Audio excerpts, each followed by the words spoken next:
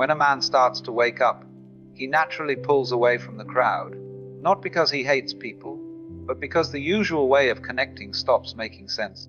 Most conversations revolve around status, gossip, or complaints, and once he begins to see through that, it gets harder to engage. He's not bitter. He's not isolating himself out of pride. He's just stopped chasing what others are still chasing. He starts to notice the performance in everyday interaction, the need to be liked, to belong, to say the right thing. And without making a big deal about it, he quietly steps back. People might still wave. They might still offer small talk, but the connection is no longer there because it was never real to begin with. He didn't cut ties. He didn't burn bridges. He simply stopped pretending. And when he does that, distance happens on its own.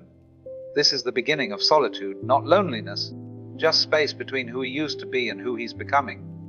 He starts to see clearly what holds people together isn't real. It's not depth. It's not truth. It's habit, comfort, and shared illusions. People bond over complaining about their jobs, over chasing status, and over defending ideas they've never truly questioned. He used to do the same. He used to think that was connection, but now it feels more like noise. He notices how often people speak just to avoid silence, how much energy goes into keeping up appearances, the constant need for validation, for agreement, for reassurance. And once he no longer needs those things himself, he sees how dependent others are on them.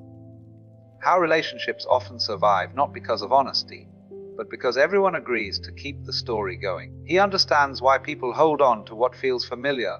He still cares. He still listens, but he no longer plays along. That shift, subtle as it is, creates distance all on its own. From the outside, he might seem the same. He still shows up. He's still polite. He hasn't disappeared completely. But something fundamental has shifted, and the people around him can feel it, even if they can't name it. They sense that he's no longer trying to impress anyone, that he's not looking for approval, that he's not playing the social game anymore. Some find it admirable. Others find it unsettling because he's no longer easy to read, because he's not performing for anyone. He doesn't flatter, doesn't compete, doesn't entertain, and that makes him hard to place. People might say he's distant or too quiet, or that he's changed. What they really mean is he no longer fits into the roles they've grown used to. They liked him better when he reflected their values. Now he reflects something else, something still grounded and not dependent on being liked. People see him, but they don't really know him, because knowing him now would require them to see what he sees. And most people aren't ready for that. He once believed that staying connected meant staying involved, showing up, participating in conversations, maintaining appearances. But with time, that definition changed. As his priorities shifted inward, he stopped engaging out of obligation. Not because he cared less, but because he no longer needed others to affirm his place in the world. He still values connection, but not if it depends on constant engagement, emotional performance, or subtle negotiation for approval. He doesn't withdraw out of resentment. He simply no longer finds value in maintaining relationships built on pretense or expectation. To those accustomed to transactional connection, his presence can feel distant. But in truth, he's simply not playing the same role anymore. He no longer speaks just to keep the peace. He no longer sees himself through other people's eyes. What emerges in that space is not loneliness, but clarity, a calm independence that allows him to remain rooted even when others come and go. He's become honest, and from that honesty a deeper kind of freedom begins to take shape. From the outside, solitude is often misunderstood. To most people, being alone signals a lack of friends, of purpose, of belonging. But for a man who has begun to see clearly, solitude becomes something else entirely. He no longer fills his time with distractions, just to avoid being alone with himself. He no longer seeks out constant company to escape discomfort. He's learned to sit in silence without needing it to end. What others describe as loneliness is often just unfamiliar stillness. They equate the absence of noise with emptiness. He's realized that most of what fills a typical day, talks, tasks, and duties, is just noise pretending to be important. In solitude, he sees himself without distortion. There's no one to impress, no image to maintain, And that clarity, while uncomfortable at first, becomes a source of strength. He doesn't avoid people, but he also no longer depends on them to feel complete. This shift usually confuses others. They assume he must be withdrawn, disconnected, or even arrogant. But in truth, he's simply content with his own presence. He has faced the silence. And most people run from and discovered it wasn't silence at all. It was peace. As he grows more inwardly stable, he becomes less predictable to others. Not by intent, but by the simple fact that he no longer participates in the subtle exchanges that define most social interaction. He does not mirror emotions to gain approval. He does not offer reassurance when it would mean denying what he sees. To those still dependent on external validation, this creates discomfort. They may interpret his neutrality as arrogance, his silence as judgment, his detachment as disinterest. In reality, he is none of those things. He's simply no longer invested in managing perception. Much of what people call connection is actually a performance, a mutual agreement to keep certain illusions intact.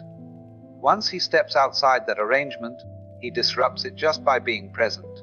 He doesn't argue or provoke or attempt to convert anyone to his view. But the absence of familiar signals and approval, flattery, emotional reinforcement makes others uneasy. Many of his previous friendships begin to fade, not because of conflict, but because the foundation they stood on no longer holds. He begins to notice how often relationships are maintained through shared complaints, routine habits, or the mutual reinforcement of personal narratives. Once he no longer participates in those patterns, the connection weakens on its own.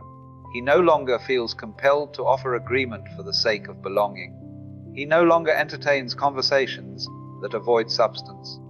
And he has no interest in maintaining ties that require him to shrink himself. This shift is not a rejection of others. It's the result of a change in what he's willing to invest his energy in. True friendship becomes something quieter, simpler, and far more rare. It is no longer based on shared illusions, but on mutual recognition. Two people who don't need each other, yet choose to walk alongside one another without expectation. These kinds of connections cannot be manufactured. They emerge naturally, if at all, and only when both individuals have stopped seeking to be completed by the other. Most social interaction relies on unspoken rules.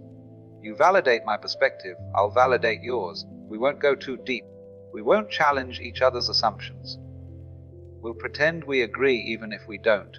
He used to play by those rules because everyone did.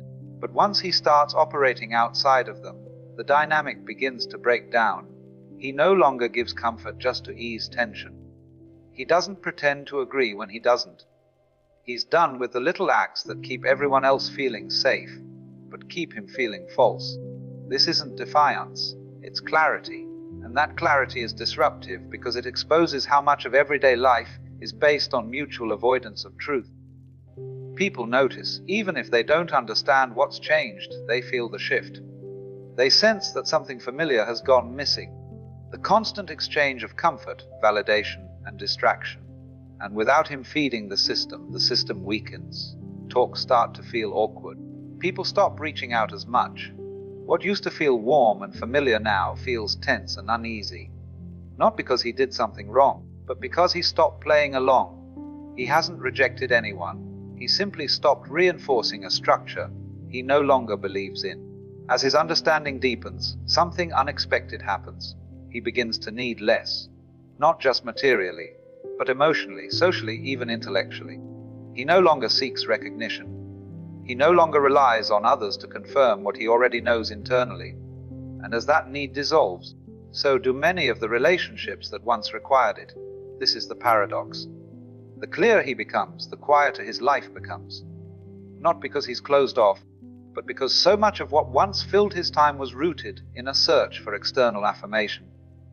Without that search, most social activity feels optional, if not unnecessary. He stops trying to be understood. He stops needing to explain. He no longer measures his presence by how much space he takes up in other people's lives. From the outside, this might look like withdrawal, but inside it's the opposite, a settling into something solid and real. He still values connection, but only when it emerges naturally, without demand or performance. He hasn't become cold, he is simply no longer dependent, and in that detachment, there's a kind of depth that can't be found through attachment. Once he wakes up, he can't unsee what he sees.